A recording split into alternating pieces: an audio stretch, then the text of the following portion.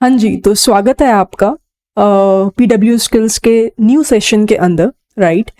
अभी तक हमने 2D एरे के अंदर, if you remember, last session के अंदर क्या क्वेश्चन किया था, रोटेशन 2D एरे में हम किस तरह से कर सकते हैं, है ना। आई होप कि वो सब कॉन्सेप्ट प्रिटी मच क्लियर हो गया होगा। अब इस पर्टिकुलर सेशन में हम एक और नया क्वेश्चन को करेंगे, और फिर से ये जो क्वेश्चन है ये बहुत बार इंटरव्यूज में पूछा गया है। सबसे पहले हम कोशिश करेंगे कि प्रॉब्लम स्टेटमेंट को समझें कि यूजर ने क्या एंटर करना है और एज ए आउटपुट क्या एक्सपेक्टेशंस है, वो समझने की कोशिश करेंगे। और सबसे पहले वो समझ में आ गया तो उसके बाद क्लैरिटी लेंगे कि सबसे पहले ब्रूट फोर्स अप्रोच क्या होगी और फिर ऑप्टिमाइज्ड अप्रोच क्या होगी उसकी। प्रीफिक्स सम कॉन्सेप्ट है क्या 2D मैट्रिक्स के अंदर, उससे पहले मैं आपको समझाऊंगी कि 1D एरे के अंदर उसका कॉन्सेप्ट क्या है, तभी आपको 2D एरे के अंदर भी समझ में आएगा। बट अभी के लिए उसमें नहीं जाते हैं। सबसे पहले हम कोशिश करते हैं समझने की प्रॉब्लम स्टेटमेंट को, तो अपना पूरा फोकस सेशन के प्रॉब्लम स्टेटमेंट को समझने में लगाएंगे, ठीक है। और कोशिश ये करना कि वीडियो को एंड तक देखना है, ठीक है। कुछ भी पार्ट स्किप नहीं होना चाहिए। स्पेसिफिकली अगर प्रॉब्लम डेफिनेशन जब भी मैं समझा रही हूं अगर वो क्लियर नहीं होगा तो ऑब्वियसली आगे का पार्ट देखने का मतलब ही नहीं है। बिकॉज प्रॉब्लम सबसे पहले हमें क्लैरिटी चाहिए कि एंड टू एंड क्या चाहते हैं। मतलब कि इंटरव्यूअर अगर तुम्हें कोई प्रॉब्लम दे रहा है तो वो क्या एज ए आउटपुट एक्सपेक्ट कर रहा है, ठीक है। अब मैं क्या करती हूँ, एक बार के लिए मैं यहाँ पे समझाने की कोशिश करती हूँ प्रॉब्लम स्टेटमेंट को सबसे पहले। Okay, let's get started. यहां पर प्रॉब्लम ये है कि हम तुम्हें 2D एरे दे रखी होगी, तो इंटरव्यूअर बोलता है कि मैं आपको 2D एरे देता हूं, और यूजर जो है वो एंटर करता है मे बी 2D एरे खुद से, ठीक है। 2D एरे को यूजर जो है वो एंटर करता है। नाउ 2D एरे क्या है वो हम ऑलरेडी डिस्कस कर चुके हैं, तो उस पार्ट पे मैं बहुत टाइम वेस्ट नहीं करूंगी। Suppose may be 4x4 matrix है और सभी नंबर्स मैट्रिक्स के अंदर 1 1 है। अब just for the sake of simplifying calculation मैं ऐसा बोल रही हूं, बट जरूरी नहीं है कि नंबर्स 1 1 ही हो, कोई और नंबर भी हो सकता है, ठीक है। अब यहां पे हमारे पास ये आ गई 4x4 मैट्रिक्स, ठीक है। Make sense. सो ये हमारे पास 4x4 मैट्रिक्स है जहां पे 4 रोज है और 4 ही कॉलम्स है, जैसा कि हम देख पा रहे हैं। अब दिस इज 0 इंडेक्स। इंडेक्सेस को चलो अलग अलग कलर से रिप्रेजेंट करते हैं, 0 1 2 एंड 3 ये हमारी रोज है, और 0 1 2 एंड 3 ये हमारे कॉलम्स हैं। अब यूजर क्या एंटर करेगा, यूजर 2 कोऑर्डिनेट्स एंटर करेगा। कोऑर्डिनेट्स बोले तो 2 वैल्यूज एंटर करेगा। फॉर एग्जांपल यूजर बोलता है कि फर्स्ट वैल्यू के रो और कॉलम है 0 और 2, 0 और 2, तो पहला वाला इंडेक्स रिप्रेजेंट कर रहा है रो के इंडेक्स को। तो जब मैं बोल रही हूं 0 और 2, तो ये समझ लेना है कि पहले वाला रिप्रेजेंट कर रहा है रो 1 R1 को और दूसरे वाला कॉलम 1 C1 को। सपोज मैं बोल रही हूं कि दूसरा वाला जो कोऑर्डिनेट है या रो नंबर है R2 और C2 वो 3 3 है। This is the value of R2 and C2। मतलब क्या, मैं कौन से नंबर को रेफर कर रही हूं। अब हमें पता है कि 2D एरे के अंदर नंबर किस तरह से एक्सेस किए जाते हैं। अगर कोई भी तुम्हें रो नंबर और कॉलम नंबर दे तो तुम बता सकते हो ना कि 2D एरे में हम किस चीज को रेफर कर रहे हैं। तो यहां पे अगर रो नंबर 0 है, कॉलम नंबर 2 है, तो मतलब कि मैं इसको रेफर कर रही हूं। और दूसरा वाला केस में रो नंबर 3 है, ठीक है, कॉलम नंबर 3 मतलब मैं इसको रेफर कर रही हूं। अब तुम्हें क्या करना है, तुम्हें इसका एक रेक्टेंगल क्रिएट करना है जिसमें ये दोनों इन्वॉल्व हो रहे हैं, ठीक है। तो रेक्टेंगल इस तरीके का बनेगा कुछ। आई होप सब एग्री करेंगे मेरी बात से। इस रेक्टेंगल के अंदर जितनी भी वैल्यूज है उनका समेशन तुम्हें आउटपुट में प्रिंट करवाना है। फॉर एग्जाम्पल यहां पे आउटपुट में सम क्या आएगा, 1 2 3 4 5 6 7 8। तो 8 जो है वो तुम्हारा आउटपुट होना चाहिए। ये प्रॉब्लम स्टेटमेंट है जो तुम्हें समझने की कोशिश करनी है यहां पर। This is the problem statement. I hope ये क्लियर हो गया होगा कि प्रॉब्लम स्टेटमेंट क्या है। ऐसे ही अगर मान लो ये तो हो गया एग्जाम्पल नंबर 1, एक और एग्जाम्पल देके बताती हूं, ठीक है। फॉर एग्जाम्पल नंबर 2 बताते हैं कि मैं बोल रही हूं कि मान लो R1 की वैल्यू है 2 और C1 की वैल्यू भी 2 है। तो ये R1 है और ये C1 है, और दूसरा जो वैल्यू है वो है 3,3। तो ये हो गया R2 और ये हो गया C2। ठीक है, अब अगर मैं इसमें बात करूं तो मतलब मैं किसको रेफर कर रही हूं, मैं रेफर कर रही हूं ये है R1 और C1 क्योंकि 2 और 2, और ये वाला पॉइंट मैं रेफर कर रही हूं 3 और 3। तो इसके कॉरेस्पॉन्डिंग क्या रेक्टेंगल बनेगा, क्या मैं बोल सकती हूँ ये वाला हिस्सा बनेगा, क्या मैं कह सकती हूं? तो इसका सम क्या होगा, इसका सम क्या होगा, इसका सम होगा 4। तो उस पर्टिकुलर केस में जब यूजर इन वैल्यूज को, एग्जांपल नंबर 2 की वैल्यूज को एंटर कर रहा है, तो उसको आउटपुट में 4 मिलना चाहिए। ये प्रॉब्लम स्टेटमेंट है। अब क्वेश्चन ये आता है कि इसको हम किस तरह से सॉल्व करें। अब जिनको भी 2D एरे का कॉन्सेप्ट पिछली वीडियोस में समझ में आ गया होगा, तो वो सब मुझे आगे बोलेंगे कि मैम हम एक काम कर सकते हैं, क्या हम लूप लगा सकते हैं। जैसे मान लो एग्जांपल नंबर 3 में सपोज मैं आपको बहुत सिंपल सा टेस्ट केस दूं, मैं कहूं स्टार्टिंग 0 0 है और एंडिंग 3 3 है, मतलब कि मैं इसको रेफर कर रही हूं और फिर मैं इसको रेफर कर रही हूं। तो उस पर्टिकुलर केस में तो पूरी की पूरी 2D एरे ही हो गई जिसका समेशन मुझे चाहिए। तो उस पर्टिकुलर केस में तो आंसर क्या होगा, 4 16 4 into 4, मतलब कि अगर आप काउंट करो इसको तो टोटल कितने वैल्यूज हैं, सम क्या है, सम 16 है। तो आप ये मुझे बोल सकते हो कि अगर मान लो वो सिनेरियो हो जब मेरे को जितनी भी वैल्यूज प्रेजेंट हैं मैट्रिक्स के अंदर, 2D एरे के अंदर, सबको ऐड करना है, तो बहुत सिंपल सा आंसर होगा आप लोगों का, जो कि मे बी सब लोग एग्री करेंगे मुझसे। आप मुझे बोलोगे क्या करना है, आई की वैल्यू 0 से स्टार्ट कर दो, आई लेस देन एम क्या है, नंबर ऑफ रोज जो कि 4 है अभी, और n क्या है, नंबर ऑफ कॉलम्स जो कि अभी 4 है, i प्लस प्लस, और इसके अंदर एक और लूप लगा दो जो कि कॉलम्स को फोकस करेगा, जिसकी वैल्यू 0 से शुरू होगी n तक जाएगा, जितने नंबर ऑफ कॉलम्स है j प्लस प्लस। अब इसके अंदर क्या करना है, एक वेरिएबल ले लो सम, और क्या करते जाओ, सम में sum plus is equal to air of I J, है ना। अगर मुझे पूरी की पूरी मैट्रिक्स के वैल्यूज को ऐड करना है तो मैं क्या करूंगी, हर एक वैल्यू को एक्सेस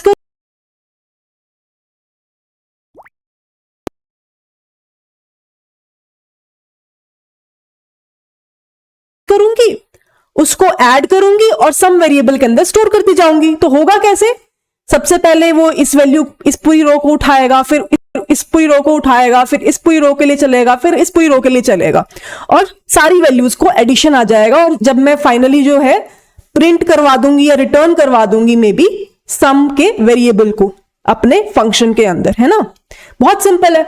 अगर मैं इसमें टाइम कॉम्प्लेक्सिटी पूछूं तो सब बता सकते हैं, क्योंकि हम यहाँ पे 2 लूप्स लगा रहे हैं। ये हम ऑलरेडी अपने प्रीवियस सेशंस में डिस्कस कर चुके हैं कि टाइम और स्पेस कॉम्प्लेक्सिटी कैसे निकाली जाती है, तो आई होप उसमें कोई प्रॉब्लम नहीं होगा। तो यहां पे आप लोग बोलोगे कि टाइम कॉम्प्लेक्सिटी क्या हो जाएगा, big O of m into n, जहां पे m नंबर ऑफ रोज है, क्योंकि पहला वाला लूप तो नंबर ऑफ रोज के टाइम चलेगा, और अंदर वाला जो लूप है वो नंबर ऑफ कॉलम्स के टाइम चलेगा। तो ये हमारी टाइम कॉम्प्लेक्सिटी हो गई इस पर्टिकुलर कोड के लिए।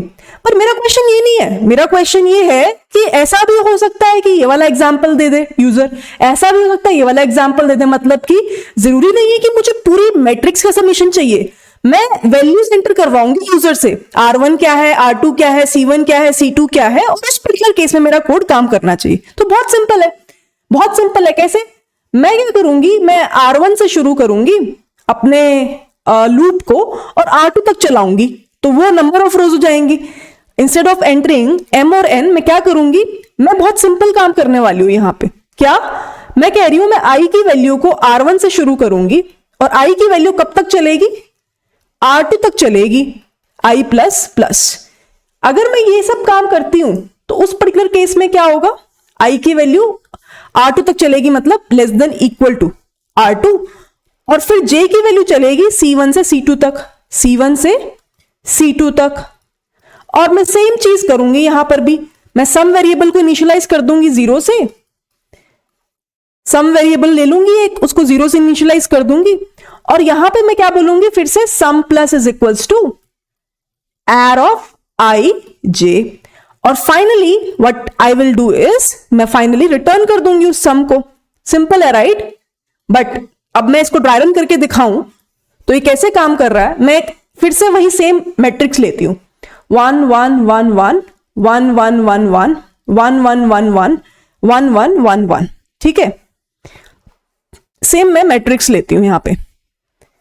अब यहां पे मैं क्या करूंगी, बहुत सिंपल सी चीज करने वाली हूं मैं यहां पे, वो ये है कि अगर मान लो मेरे पास ये 0 है, ये 1 है, ये 2 है, ये 3 है, ये 0 है, ये 1 है, ये 2 है, ये 3 है, और मैं बोल रही हूं कि R1 की वैल्यू 2 है, ठीक है, और मे बी R1 की वैल्यू 0 है और C1 की वैल्यू 2 है, मतलब कि मैं इसको रेफर कर रही हूं, और फिर मैं ये बोल रही हूं कि R2 की वैल्यू 3 है और C2 की वैल्यू 3 है, मतलब मैं इसको रेफर करूं, तो मैं क्या चाहती हूं, मैं चाहती हूं कि इस चीज का समेशन हो जाए, इस वाली रेक्टेंगल का समेशन हो जाए, यही मैं चाह रही हूं ना।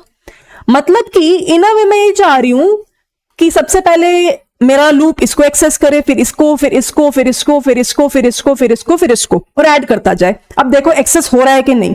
मैं क्या बोल रही हूं, R1 से शुरू हो, R1 क्या है, 0, तो मतलब कि जब I की वैल्यू 0 होगी उस पर्टिकुलर केस में J की वैल्यू कहां जाएगी, J का कॉलम कहां से शुरू हो रहा है, C1 से, तो C1 क्या है, 2 है, तो मैं बोल रही हूं J की वैल्यू 2 होगी। तो उस पर्टिकुलर केस में मेरा एयर ऑफ 0 और 0 2 का एलिमेंट एक्सेस हो जाएगा, जिसकी वैल्यू क्या है, 1 है, जो कि मैं चाहती थी एक्सेस हो। अब क्या होगा, सम के अंदर क्या होगा, 0 + 1, अभी 1 आ जाएगा। अब देखो नेक्स्ट वैल्यू J की, I की वैल्यू 0 पे नेक्स्ट वैल्यू क्या होगी, क्योंकि अपना C2 तक चलेगा, C2 के इक्वल चलेगा, तो C2 होगा 3, तो मैं ये बोल रही हूं कि अब 3 के लिए चले। अब नेक्स्ट वैल्यू क्या एक्सेस होगी, एयर ऑफ 0 3, बिकॉज I की वैल्यू तो फिक्स है, J की वैल्यू चेंज हो रही है, तो इस पर्टिकुलर केस में 0 3 पे वैल्यू क्या है, 1। अब देखो इतना मैं एक्सपेक्ट कर रही हूं कि आपको 2D जो लूप है, नेस्टेड लूप है, वो कैसे काम करता है वो ऑलरेडी पता है। जिसको नहीं पता प्लीज प्रीवियस वीडियोस में जाके देखो, उसके बाद यहां पर आओ, बहुत क्लैरिटी मिल जाएगी, ठीक है। अब यहां पे फिर से क्या होगा, सम में ऑलरेडी वैल्यू 1 है, 1 प्लस जो नई value I air of IJ की 1, तो सम मेरा हो गया 2, यही तो मैं चाहती थी। तो मतलब पहली रो का काम खत्म, पहली रो का काम खत्म। अब I की वैल्यू फिर से क्या होगी, अपग्रेड हो जाएगी। I की वैल्यू 1 पे फिर से J की वैल्यू क्या होगी, 2, 2 के लिए पहले चलेगा, और फिर ये एक्सेस करेगा एयर ऑफ 1 और 2 को। देखो वही एलिमेंट एक्सेस करना जो मैं चाहती थी नेक्स्ट, तो फिर से क्या होगा, 1, और यहां पे फिर से एयर ऑफ नेक्स्ट J की वैल्यू जो है वो 3 के लिए चलेगी, तो 1 और 3 होगा। बाय द वे यहां पे सम की वैल्यू क्या हो जाएगी, 2 ऑलरेडी थी, 2 + 1 3 है ना, अब फिर से 1 है तो 3 + 1 4, ऐसे करते करते सेकेंड रो भी खत्म। फिर I की वैल्यू 2 के लिए चलेगी, फिर से सम ऐड होगा, है ना, I की वैल्यू 2 के लिए चलेगी, फिर से J की वैल्यू क्या हो गई, 2, फिर 3, चेक करेगा एयर ऑफ 2 2 में क्या है, 1 है, सम की वैल्यू 5 हो जाएगी, फिर से चेक करेगा एयर ऑफ 2 3 में क्या है, 1 है, फिर से सम की वैल्यू क्या हो जाएगी, 6 हो जाएगी, फिर फाइनली I की वैल्यू 3 के लिए चलेगी, क्योंकि हमारा लूप तो कब तक चल रहा है, जब तक कि एक less than equal to R2 है, R2 की वैल्यू क्या है, 3, तो ये फाइनल लास्ट लूप होगा जिसमें अगेन J की वैल्यू 2 के लिए भी चलेगी, फिर 3 के लिए भी चलेगी।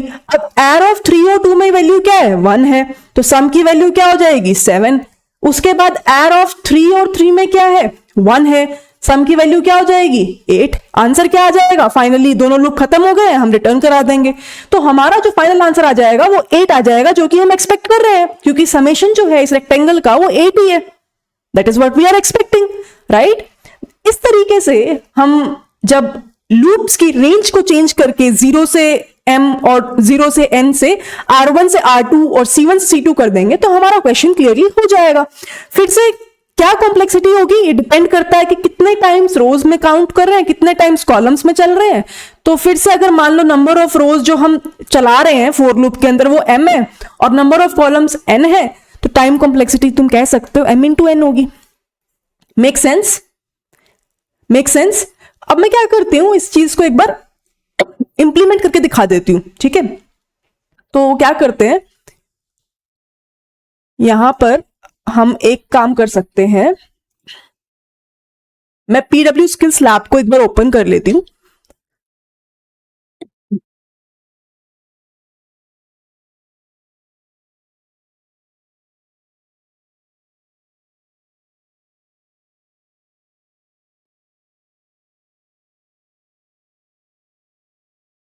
तो यहां पर मैंने ओपन कर लेते हैं प्रोग्रामिंग, और इसमें अपने को जाना है जावा के अंदर,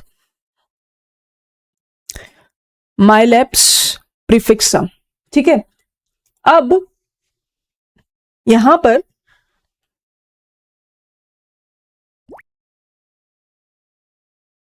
एक चीज कर देते हैं ताकि आप लोगों को बहुत क्लियरली पिक्चर दिखे। सेटिंग्स में जाके मैं फ़ॉन्ट साइज बढ़ा देती हूँ और फ़ॉन्ट फैमिली में भी चेंज कर देती हूँ ताकि क्लैरिटी बनी रहे। I hope now the code is pretty much visible to everyone, right. अब हम क्या करते हैं,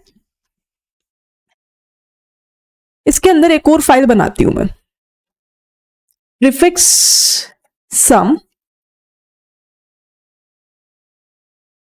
रूट अप्रोच। वैसे तो इतना बड़ा नाम नहीं रखना चाहिए, प्रीफिक्स सम अप्रोच करके कर देते हैं अभी। ठीक है, डॉट जावा, मेक सेंस। अब ये हमारे पास क्लास है, इसमें मैं एक काम करती हूं, जो हमारे पास बेसिक मेन वाला पार्ट है उसको मैं कॉपी कर रही हूं, क्योंकि उसमें कुछ एज सच कुछ बड़ी चीज हम कर नहीं रहे हैं। ठीक है, उस वाले पार्ट को मैं इसमें जस्ट कॉपी कर रही हूं, क्योंकि मेरा फोकस मेजरली जो है ना अभी इस वक्त, वो आप लोगों को अप्रोच दिखाना है, रादर देन कि स्कैनर क्लास में इनपुट कैसे लेते हैं और आउटपुट कैसे डेमोन्स्ट्रेट करते हैं। ठीक है, अब यहां पर हमारे पास ये जस्ट मेन में मैंने डिफाइन कर दिया। इसके लिए एक और काम करना है, अपने को इंपोर्ट करना है Java dot यूटिल dot star, import Java dot IO dot star. ठीक है, अब यहां पर क्या किया है, बड़ी सिंपल सी चीज आप देख पा रहे होगे। हमने यहाँ पे स्कैनर क्लास में इनपुट करा दिया, नंबर ऑफ रोज कितनी है, नंबर ऑफ कॉलम्स कितने हैं। फिर हमने एक 2D एरे इनिशियलाइज कर दी, जो कि हमें पता है कैसे करते हैं, हमने पहले के सेशंस में पढ़ लिया ऑलरेडी। एलिमेंट्स को एंटर करा दिया, फिर यहाँ पे यूजर से हम एंटर करा रहे हैं, बताओ R1 C1 R2 C2 की वैल्यू क्या होगी, तभी तो हम एक रेक्टेंगल बना पाएंगे ना। तो वो चीज हमने कर ली, R1 C1 R2 C2 की वैल्यू करा दी। अब ये मेजर फंक्शन है, यहाँ पे क्या हो रहा है ना, फंक्शन कॉलिंग चल रहा है। यहाँ पे मैं फंक्शन कॉलिंग कर रही हूँ। अब यहाँ पे अपने को वो अप्रोच लगानी है जो भी अभी हमने डिस्कस करी है, फाइंड सम मैट्रिक्स के अंदर। तो मैं इसको कॉपी कर लेती हूँ और फिर उसके बाद उस रिजल्ट को मैं प्रिंट करा दूंगी। इसको 2 बार लिखने की जरूरत नहीं है, इसको मैं रिमूव कर देती हूँ। ठीक है, ओके। अब मेजर जो है अपने को फंक्शन पे फोकस करना है। ठीक है जी, आई होप अभी तक सब क्लियर होगा सबको।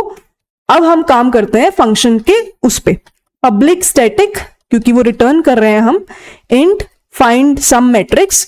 यहां पे अपने पास एक तो एरे जाएगी, है ना, उसके बाद इनपुट जाएगा R1 जो यूजर ने एंटर किया होगा, C1 जो यूजर ने एंटर किया होगा, R2 जो यूजर ने एंटर किया होगा, और C2 की वैल्यू जो यूजर ने एंटर की होगी।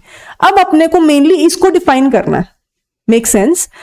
ठीक है, अब यहां पे हम क्या करेंगे, सम की वैल्यू को, वेरिएबल को इनिशियलाइज कर देंगे 0 से, और हमें सिंपल एक फॉर लूप लगाना होगा जिसमें i की वैल्यू कहां से शुरू होगी, R1 से। अभी अभी हमने डिफाइन किया है ना, R1 से शुरू करेंगे, i की value less than equal to R2 होगी, और कहेंगे i प्लस प्लस। इसके अंदर क्या होगा, j का कॉलम के लिए चलेगा। j की वैल्यू कहां से शुरू करोगे, C1 से। j की वैल्यू चलेगी less than equal to C2, और यहां पे बोलोगे j प्लस प्लस। ठीक है, अब यहां पे हम क्या कहेंगे, सम की वैल्यू किसके इक्वल होगी, क्या वैल्यू हम एक्सपेक्ट कर रहे हैं, एयर ऑफ i j।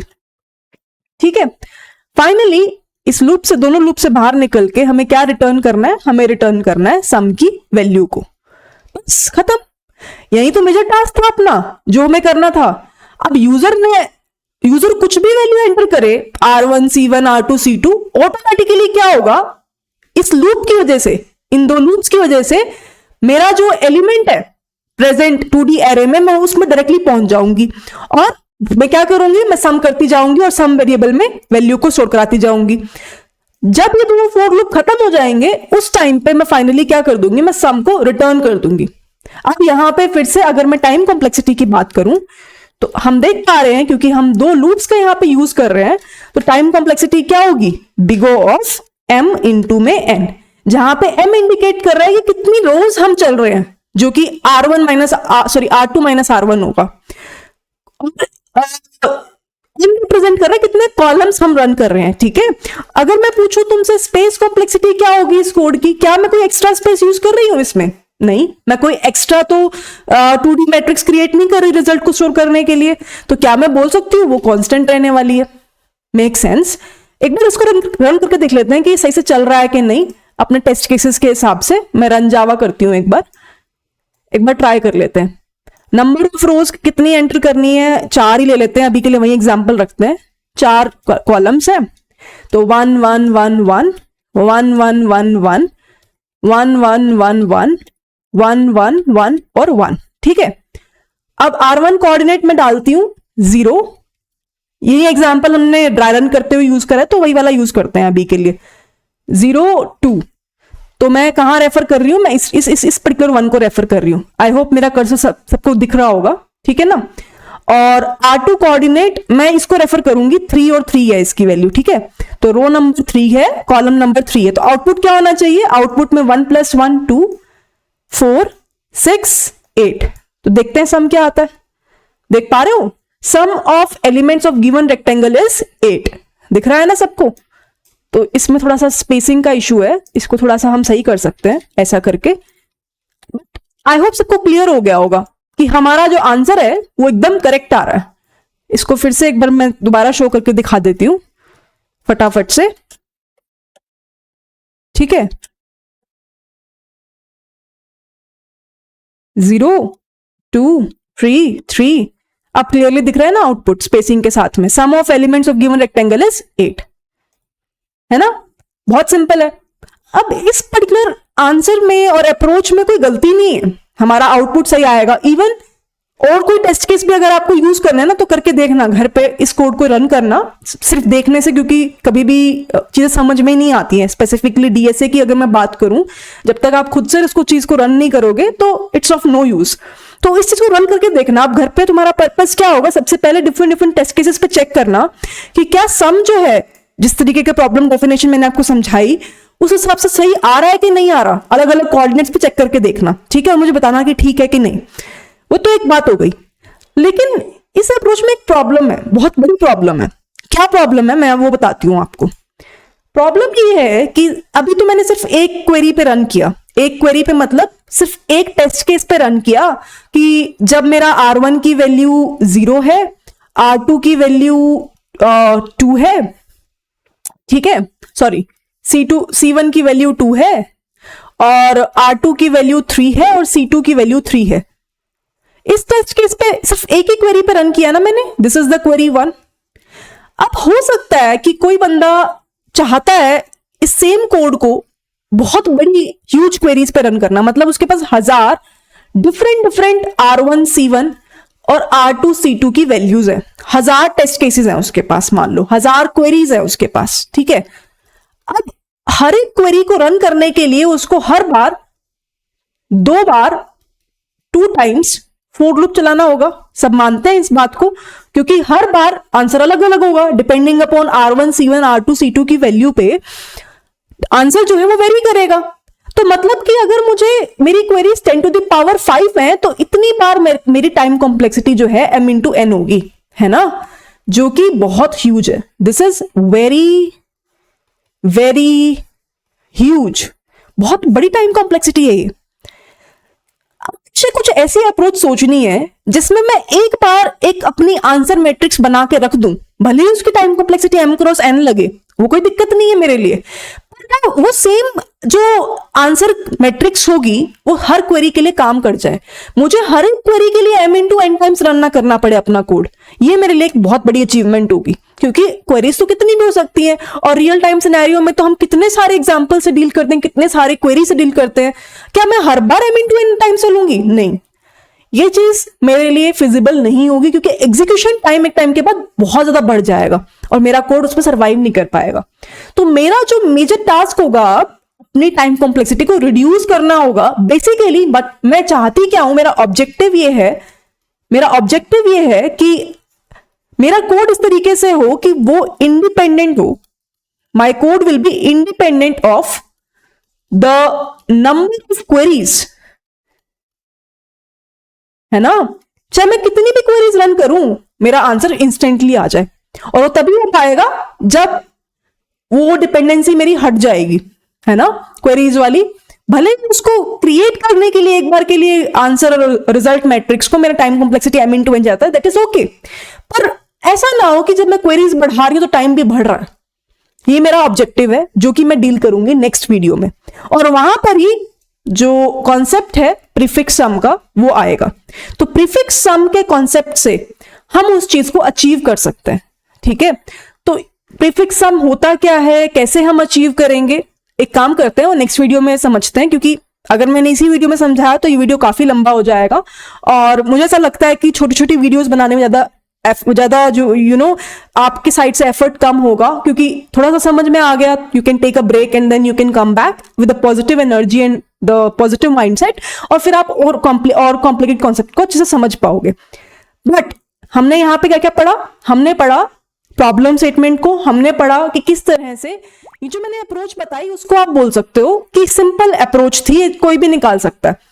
ये जो अप्रोच हमने पढ़ी ये थी ब्रूट फोर्स अप्रोच जिसे बोलते हैं।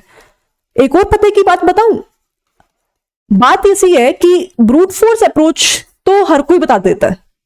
जब आप इंटरव्यू देने जाओगे ना क्वेश्चंस का, तो हो सकता है कि आप बहुत इजीली ब्रूट फोर्स अप्रोच बता दो, बट बड़ी बड़ी कंपनीज में मैटर ये करता है और इंटरव्यू ये देख रहा होता है कि कितनी इजीली और कितनी आसानी से और कितने अच्छे से आप ऑप्टिमाइज्ड अप्रोच पे पहुंच पा रहे हो, ठीक है।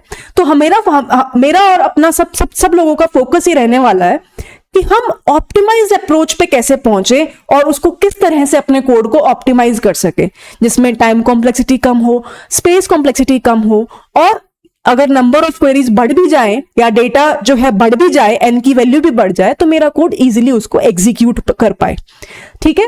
सो इसी के साथ इस वीडियो को खत्म करते हैं और मिलते हैं अगले वीडियो में, जहां पे हम ऑप्टिमाइज अप्रोच के बारे में पढ़ेंगे, जहां पे हमारा एक्चुअल कॉन्सेप्ट जो है प्रीफिक्स सम का शुरू होगा। सबसे पहले हम समझेंगे प्रीफिक्स सम का मतलब क्या है, उसके लिए मैं 1D एरे से कॉन्सेप्ट को शुरू करूंगी, और उसके बाद at the end of the video हम समझने की कोशिश करेंगे प्रॉपर कॉन्सेप्ट 2D मैट्रिक्स में प्रीफिक्स सम का, और फिर इंप्लीमेंटेशन भी करेंगे साथ साथ, ठीक है।